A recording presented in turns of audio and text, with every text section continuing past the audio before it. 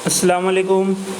Online education में आपका इस्तकबाल है। ब्रिज कोर्स मज़मून उर्दू जमात चाहरून। तो बच्चों, आज हम हमारा छठा दिन शुरू करने वाले हैं। महारत तस्वूर, तस्वीर या शक्ल बनाइए। आओ मालूम करें।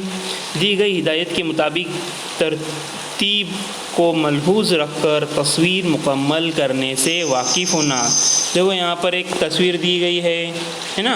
उसी तस्वीर को देखते हुए यहाँ पर जो डॉट डॉट जो हिस्से में जो तस्वीर दी गई है उसको जोड़कर उसमें हमको क्या करना है, तस्वीर को मुकम्मल करना है। हाँ, आज का छठा दिन हमको ये काम करना है। और उसके बाद में यहाँ पर आओ अहलियत पैदा करें।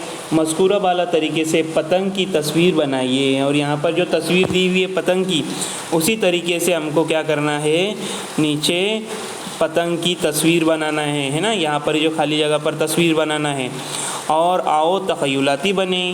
चैलेंज, दो पहाड़ों के दरमियान से उभरते हुए सूरज की तस्वीर बनाना है। तो बच्चों देखो, हम लोग ड्राइंग अच्छे से कर सकते हैं।